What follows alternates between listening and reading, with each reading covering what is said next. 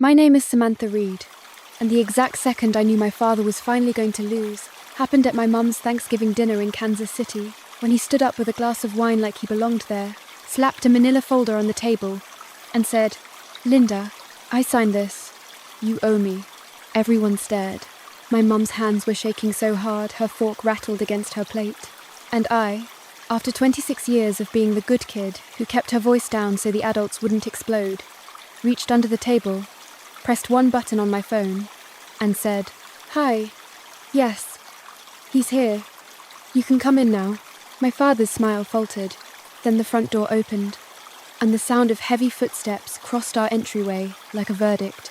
He turned toward the hallway, confused, offended like the universe had made a mistake. It hadn't, because I didn't invite him to Thanksgiving to make peace. I invited him to end this. And the crazy part is, I didn't even hate him anymore. Hate requires energy. What I felt for my father was something colder, completion. When you grow up with a gambler as a dad, you learn early that love can sound like a promise and still be a scam. My mum used to say, "Your dad is sick," like sickness explained why the rent was late, why the power got shut off in the middle of July, why she cried in the bathroom with the shower running so I wouldn't hear. But I always heard, kids always hear. I was 7 the first time I understood that home could disappear. It was a humid Missouri summer night, the kind where everything smells like hot grass and driveway asphalt. I was in my pajamas, curled on the couch with a bowl of cereal for dinner, because Mom had said she was too tired to cook. The TV was on low.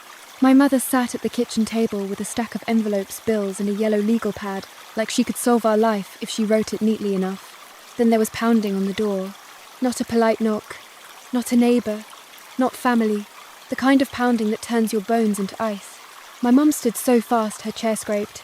She glanced at me and said, too brightly, "Sammy, go to your room, sweetheart." I didn't move right away. I watched her slip her finger under the curtain and peek. Her face drained. "Now," she whispered. I ran. In my bedroom, I sat on my bed and hugged my knees, listening. A man's voice, sharp, impatient. "Ma'am, we need to speak to Robert Reed." My mum's voice, thin. "He doesn't live here. He's listed here. He doesn't, he's not." Then I heard it. A sound like paper ripping. The man again. "This is a notice. If he contacts you, you tell him." My mother cut him off. Voice cracking. "Please, there's a child in this house." A pause. Then footsteps moving away. The front door shut. And my mother slid down the wall like her bones had turned to water. That was the first time I saw her cry like she couldn't stop it. It wasn't pretty crying. It was the kind of crying that shakes your ribs. I opened my bedroom door a crack and saw her there, palms over her face, whispering, "Oh my God! Oh my God!" I didn't understand the words on the paper the man left behind, but I understood the message. We weren't safe, and the danger had my father's name. That night, my mum packed a suitcase with shaking hands and kept telling me, "It's just a sleepover, baby." We drove across town to my grandma's little ranch house in Raytown, the one that smelled like coffee and Vicks and old stories. My grandma opened the door in her robe, hair in rollers, and the second she saw my mum's face, her mouth turned into a hard line. "What did he do now?" she asked. My mum tried to speak and couldn't. Grandma stepped aside. "Get in." I walked past her, clutching my stuffed rabbit, and looked back at my mum. My mother's eyes were red, but her jaw was set like she'd made a decision she'd been avoiding for years. And then she said the sentence that changed my entire childhood. "We're not going back." The divorce wasn't dramatic in a courtroom way. It was dramatic in the slow, humiliating way, where everyone in your neighbourhood knows your business before you do.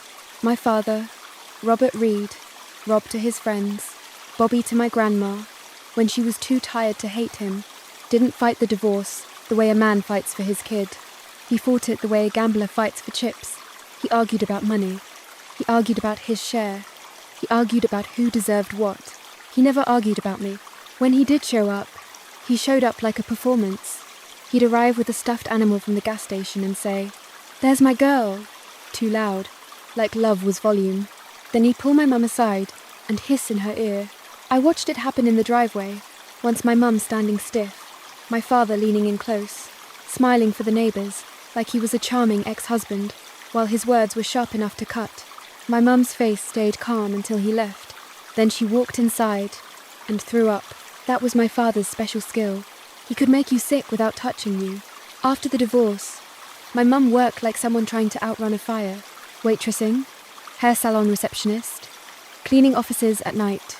Eventually, she landed a steady job as a medical billing specialist because my mum has this terrifying, beautiful ability to learn complicated systems out of pure necessity. We moved into a small duplex in Independence. 2 bedrooms, thin walls, a backyard that was more dirt than grass. It wasn't glamorous, but it was ours. And in our house, we had rules. 1. We pay bills first. 2.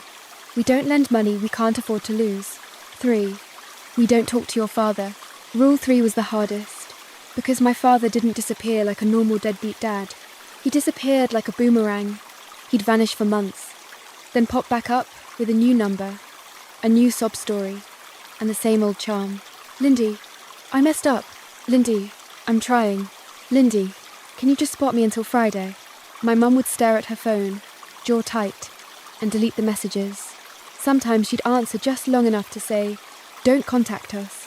And every time, he'd reply with the same line, "You can't keep my kid from me," as if he'd ever tried to be kept. By the time I was 14, I stopped waiting for my dad to become a dad.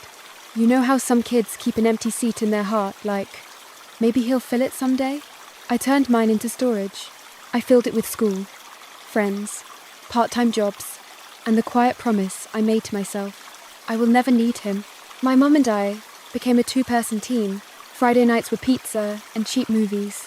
Saturdays were grocery runs with coupons, and my mum letting me pick one fun cereal like it was a luxury. We'd do laundry together, folding socks while she told me stories about her childhood in Arkansas, how her daddy used to play guitar on the porch, and her mama would make peach cobbler when money was tight. My mum was gentle, but she was also braced, like her body expected disaster at any moment. That's what a gambler leaves behind, even when he's not there. Anticipation. And then, when I was 17, my father came back in a way that felt different. He didn't call. He showed up. It was a Friday in October. I'd just gotten home from marching band practice, hair smelling like grass and brass polish. I opened the door and froze. He was sitting at our kitchen table, like he belonged there. My mother stood by the sink, arms crossed so tightly, her hands were gripping her own elbows. My father looked up and grinned. "Hey, Sammy," he said. I stared at him. He looked older. Not dad older, hard older. His cheeks were hollow. His eyes were too bright. His hands moved a little too much, like they couldn't settle. "What are you doing here?" I asked. He spread his hands. "Just wanted to see my girl." My mum's voice was flat. "You broke the lock on the back door." My father chuckled like that was a silly detail. "It was stuck." "It wasn't stuck," my mum said. "You broke into my house." He leaned back in his chair and sighed, like she was exhausting. "Linda, don't be dramatic." My stomach twisted. That phrase, "don't be dramatic," was his favourite weapon, because if he could call you dramatic, he could pretend you were the problem. I stepped closer to my mum, like my body knew to protect her. My dad looked at me, and his eyes softened just enough to be convincing. "Sammy, I need help," he said. My mum's laugh was sharp. "No," he ignored her. "I'm in trouble," he continued, voice low now.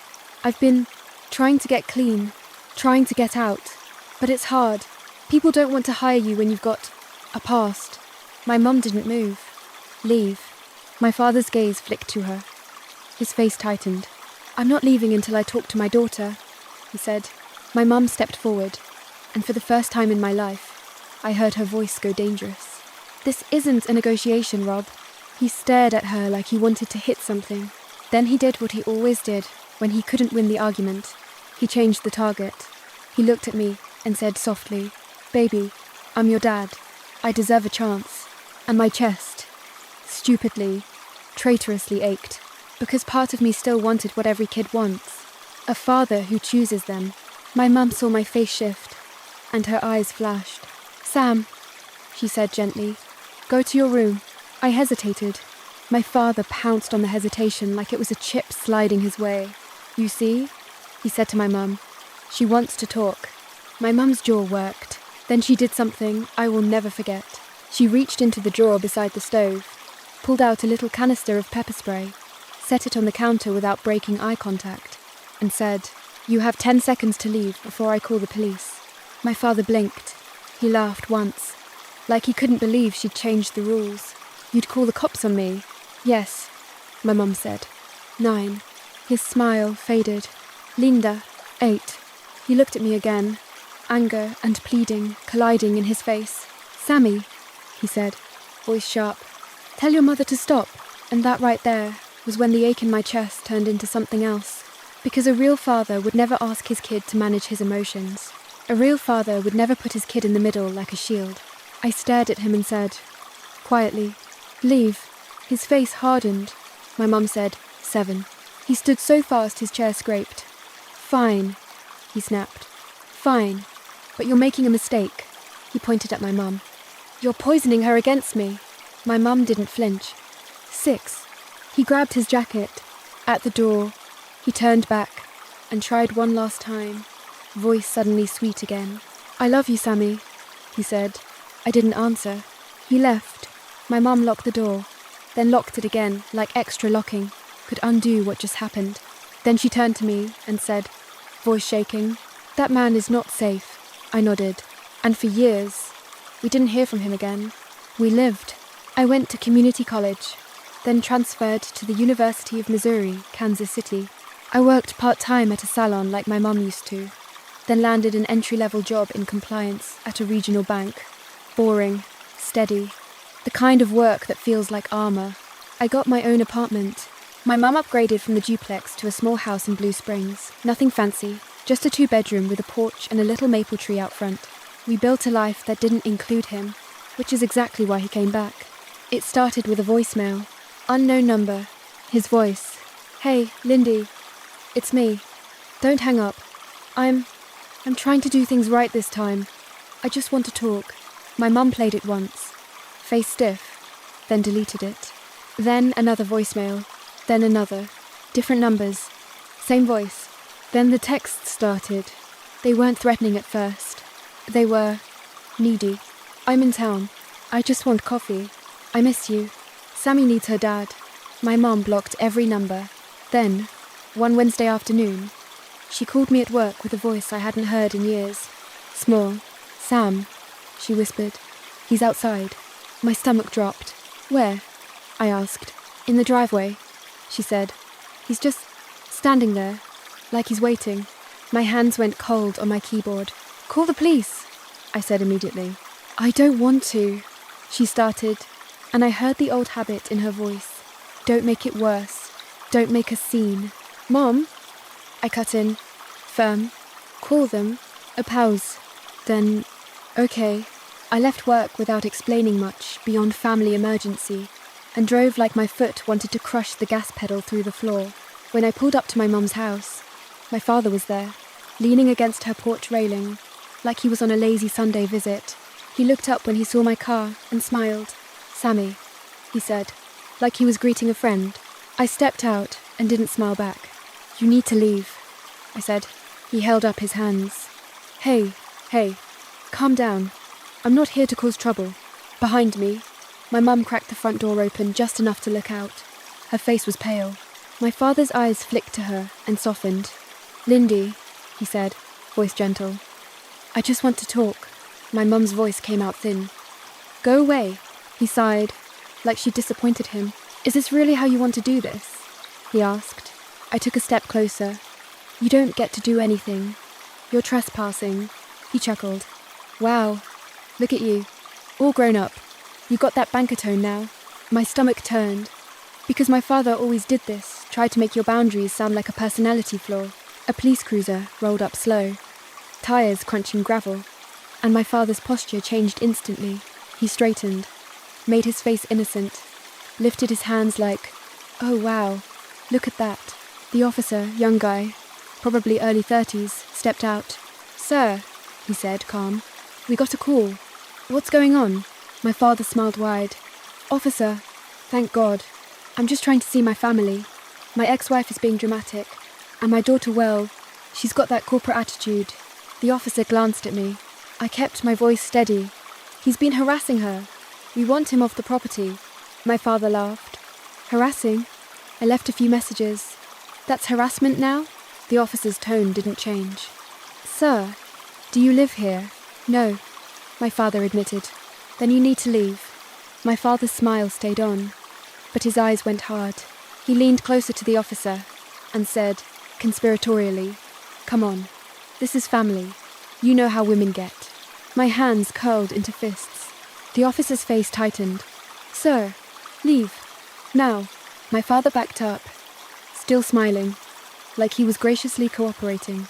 He took a few steps down the driveway, then turned back and pointed at my mum through the cracked door. "This isn't over," he said. Then he looked at me and added, softly, like a curse, "I need what's mine." And then he walked away. I stood there, frozen, my pulse pounding. The officer asked if we wanted to file a report, start a harassment record, consider a protective order. My mum said, "No, I just want him gone." After the officer left, my mum finally opened the door and stepped onto the porch, like the air outside was dangerous. She hugged herself. "He said he needs what's his," she whispered. I stared down the driveway. "Mum," I said, "what does he think is his?" My mother swallowed. "I don't know, but my gut did. Gamblers don't come back for closure.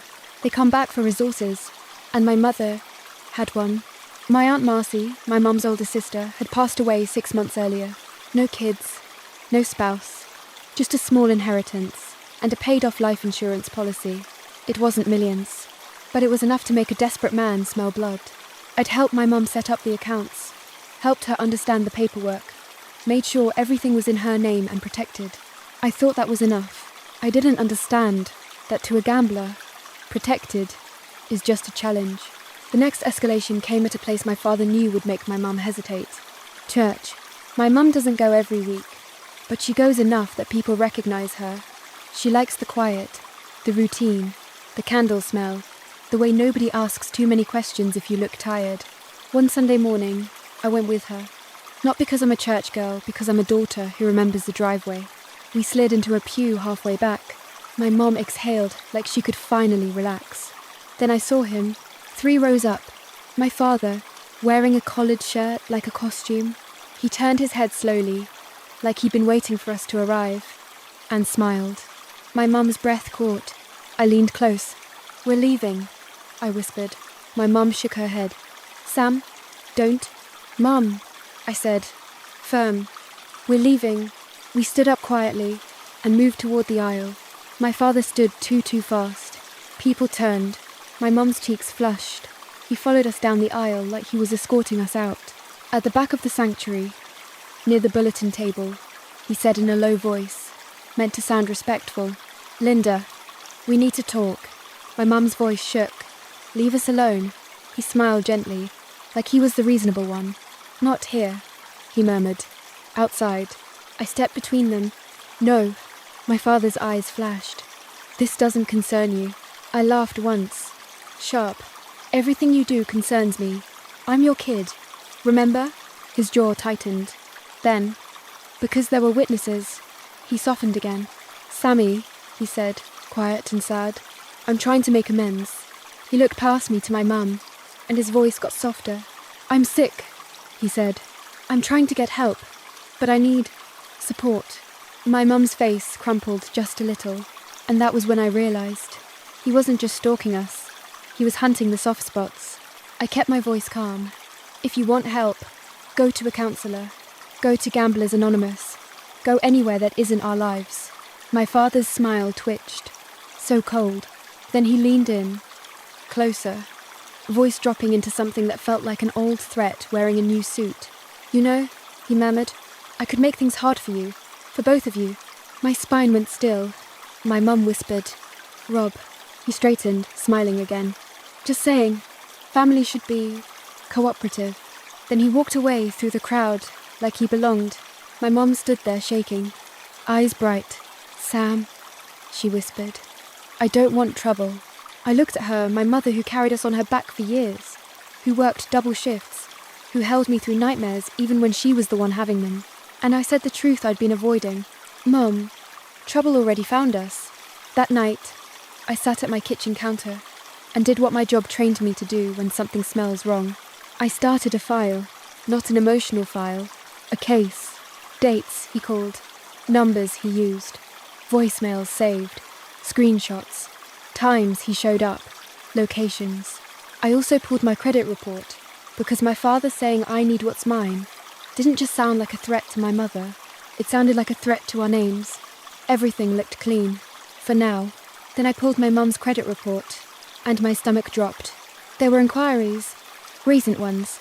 A personal loan inquiry. A home equity inquiry. My hands went cold. My mum sat across from me at the table, mug of tea shaking slightly in her hands. I didn't do that, she whispered. I know, I said. The question was, who did? I called the credit bureau, and they confirmed what I already feared. Someone had attempted to verify her identity. Not successfully yet, but they'd tried. I felt something sharp and bright rise in me. Not panic, not fear, purpose, because if my father was already circling her finances, this wasn't going to end with him going away. He would keep pressing until he found a crack. And my mum was tired. Tired people crack. So I made a decision that felt brutal and clean. If he wanted access to our lives, I was going to give him access on my terms. I texted the last number he used. Stop contacting my mother. If you want to talk, you talk to me. He replied within 60 seconds. Of course he did. There's my girl. I knew you'd come around. I just want to talk. I'm trying to fix things. I stared at the screen and felt my jaw tighten. Then I typed the first lie of my plan. Fine. 1 meeting. Coffee. Public place. You say what you need to say. Then you leave her alone. He sent a heart emoji. A heart emoji. After years of absence. After threats. After showing up at her house. Like a ghost. A heart emoji like he was a normal dad. I almost threw my phone. Instead, I replied, Saturday, 10 a.m. Cornerstone Coffee, Blue Springs. Then I called my friend Tasha, who works as a paralegal and has the kind of spine you can build houses on. Tash, I said, I need help. Like, real help. She didn't ask me to calm down. She didn't ask me if I was sure. She just said, tell me everything. And when I did, she was quiet for a second, then said, Sam, if he's trying to hit your mum's credit, that's identity theft territory. We need to lock everything down and start building a record. I already started. I said, good, she replied. Now we make it lethal. Saturday morning, I walked into Cornerstone Coffee and saw my father sitting at a table like he'd been there all his life. He stood up when he saw me, arms open like a hug. I didn't hug him. He laughed awkwardly. Right. Okay. Boundaries. You always were your mother's kid. I sat across from him and kept my face neutral. He launched into a speech. He'd been in a bad place. He'd been sick. He'd been trying. He missed us. He regretted everything. He wanted to make it right. I let him talk. Because talk is where gamblers reveal the rules they think they're playing by. Finally, when he took a sip of coffee and leaned back, I asked softly, what do you want? His smile flickered. Then he did something almost impressive. He looked sad. He looked embarrassed. He looked like a man who hated himself. And he said, quietly, I need help. I stared at him. With what? He glanced around, like he was ashamed. Then he leaned forward and whispered, I have debt. There it was. Not love. Not regret. Debt. How much? I asked. He swallowed. A lot. Numbers, I said. His jaw tightened. You're like a cop. I didn't blink. Numbers. He exhaled, annoyed now that I wasn't buying the performance. 50, maybe 60. 1,000? I asked. He nodded. I kept my voice calm. So, you came back because you want Mum to pay? He flinched like I'd slapped him. No, I came back because I'm family. I laughed. Quiet and ugly. You don't get to use family like a credit card. His eyes hardened. Watch your mouth. There was the real him, the one behind the sad dad mask. I leaned forward. You've been trying to pull her credit. His face froze. Then he smiled. Too wide. What are you talking about? I held his gaze. Don't lie. It's tracked. It's time-stamped. His nostrils flared. He took a slow sip of coffee like he was buying time. Then he set the cup down and said, voice low, "Your mum has money now." My stomach tightened. He said it like a fact, like a right. I stared at him. That's not yours. His eyes sharpened. I didn't say it was mine. He leaned closer. I said she has it, he murmured. And she owes me. I felt my pulse thud in my throat. For what? He smiled. Cold. For surviving me. My hands clenched under the table. He continued. Voice slick now. The way a gambler talks when he thinks he's about to win. Linda left me, he said. She took my kid. She made me the villain. She got her little sob story life. And I got ruined.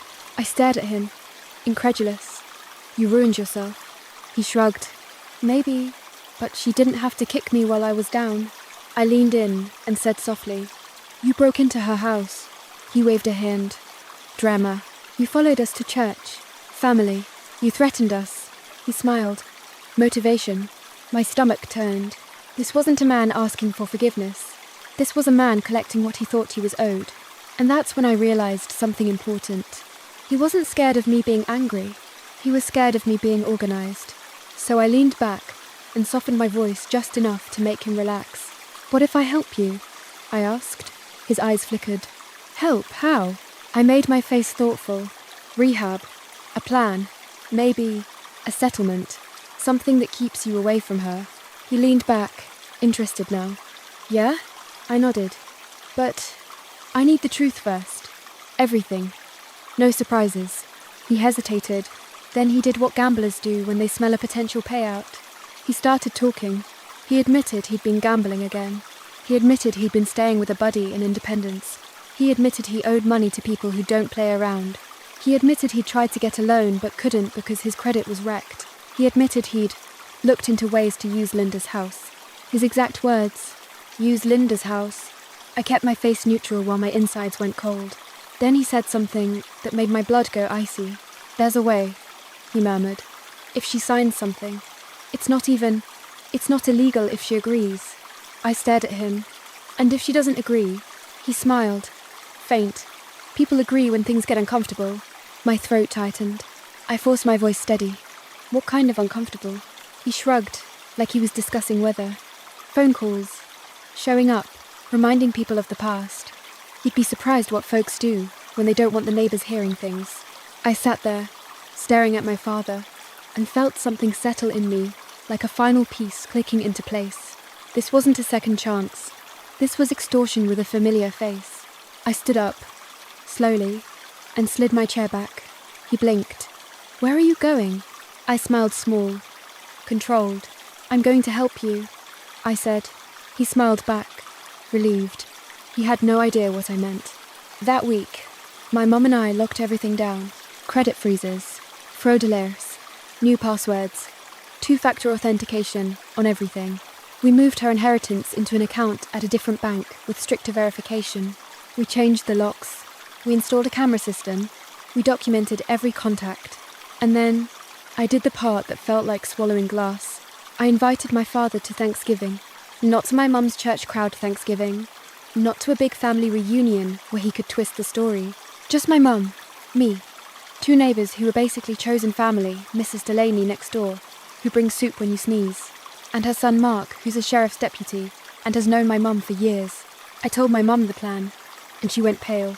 Sam, she whispered, I can't do this. I can't sit at my table with him. I took her hands.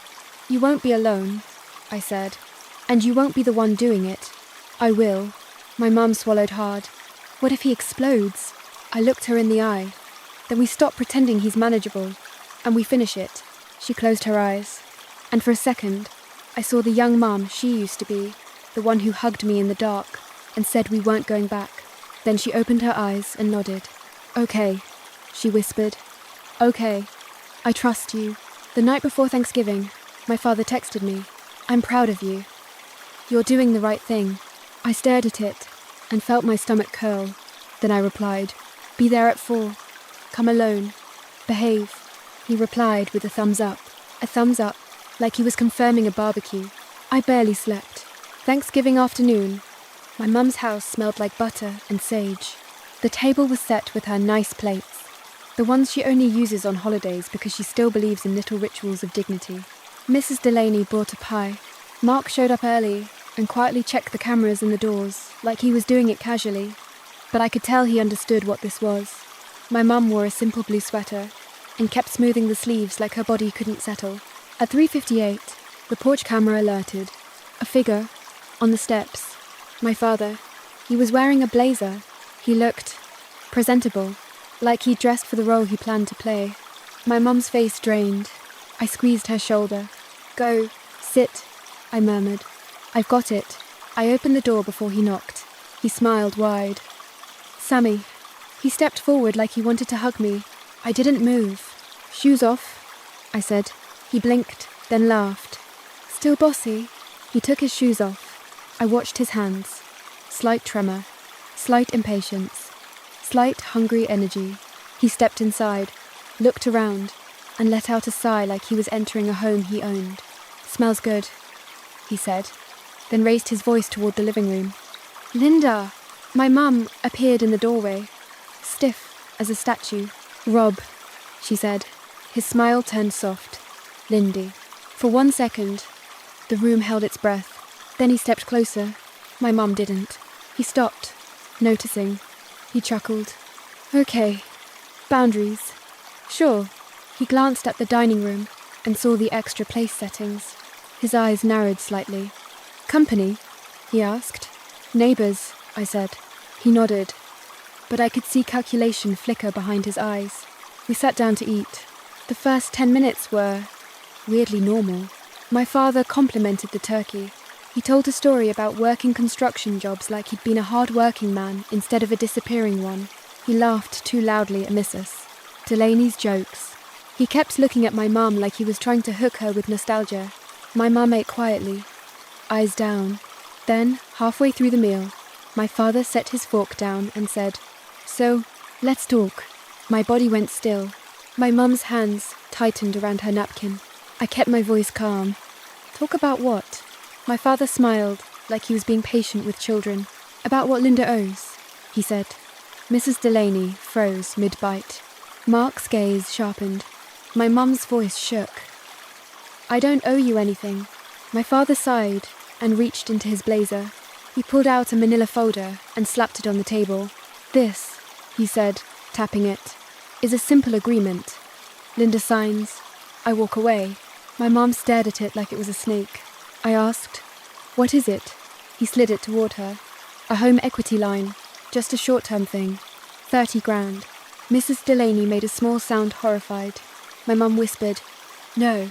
My father's smile tightened. "Linda, don't be stupid." I felt heat rise in my chest, but I kept my voice even. "You're asking my mum to take out debt for you," I said, "after you tried to pull her credit behind her back." My father's eyes flashed.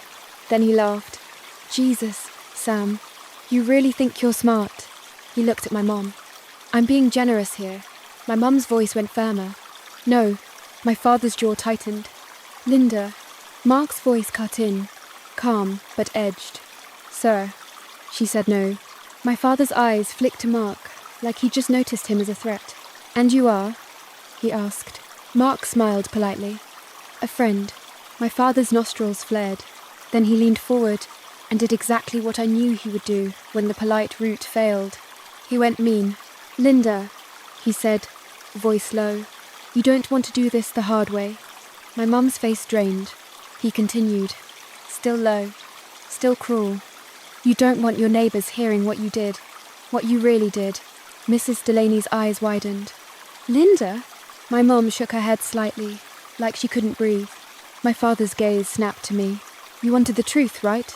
You wanted everything? Here's everything." He pointed at my mum.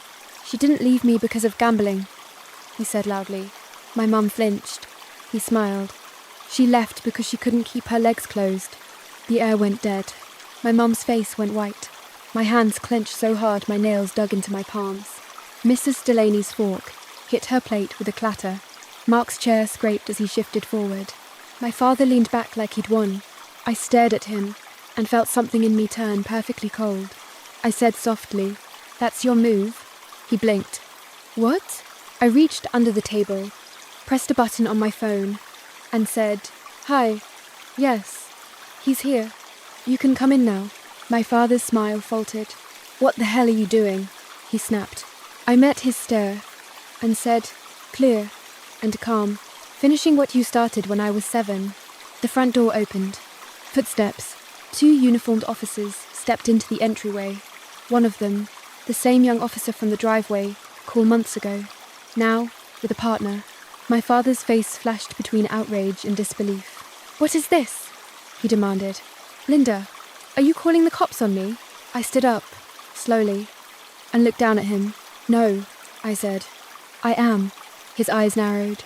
"For what?" I smiled, small and lethal, for the things you thought we'd never notice. I turned to the officers. "His name is Robert Reed," I said. "He's been harassing my mother. He attempted to access her credit and financial accounts, and I lifted my phone. I have recordings from our meetings where he admits intent to coerce her into signing a home equity line." My father shot up from his chair. "You little," he started. Mark stood too, blocking him without touching him. My father's eyes went wild. "You set me up." I stared at him. "You set yourself up." I just stopped covering the table. The officer stepped forward. "Sir, we need you to come with us." My father laughed, sharp and panicked. "For what?" "She's lying. She's always lied." I looked at him and said the sentence I'd been saving for years.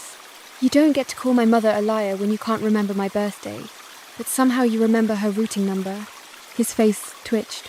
The officer said firmer, "Sir." "Now." My father's gaze snapped to my mum, like he expected her to rescue him, to soften, to fold, like she always had. My mum stood at the end of the table, trembling, but upright. Her voice shook, but it landed like steel. "Get out of my house." My father stared at her, stunned. Then his face twisted. "You're going to regret this," he hissed. "Both of you." I stepped closer, eyes locked on his. "No," I said. "You are."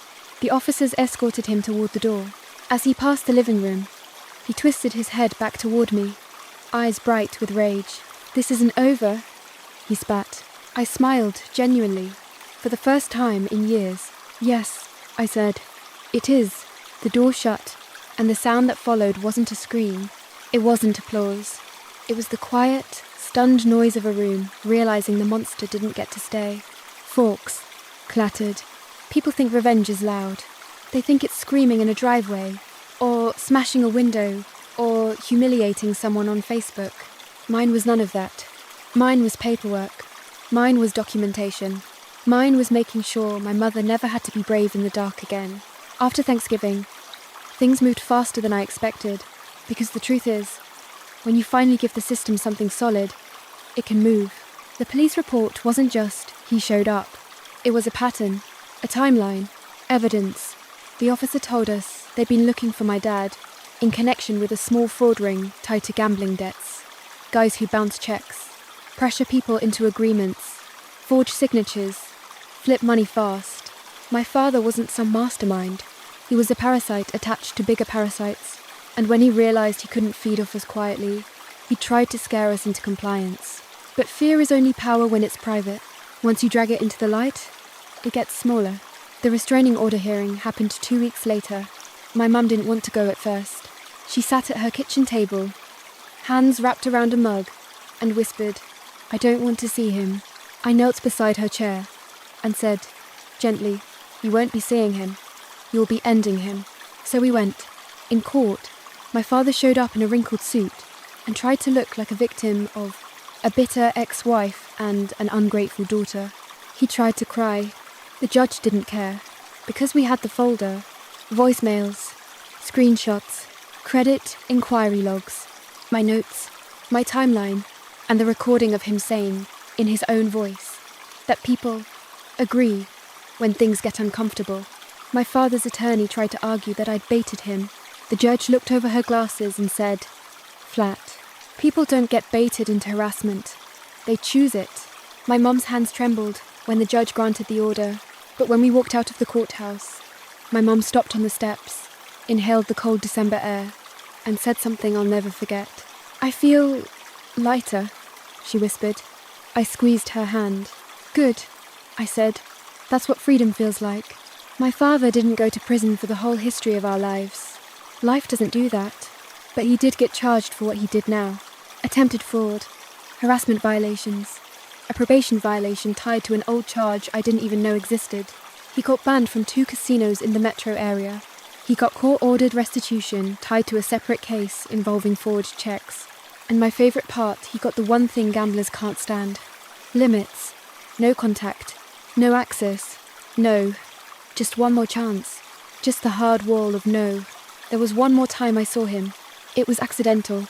I was leaving my bank downtown, after a compliance training, and as I walked through the lobby, I saw him across the street, standing outside a check-cashing place, like he'd been shrunk into a smaller version of himself. He looked up and saw me. For a second, his face flashed with something like recognition, like he wanted to call my name.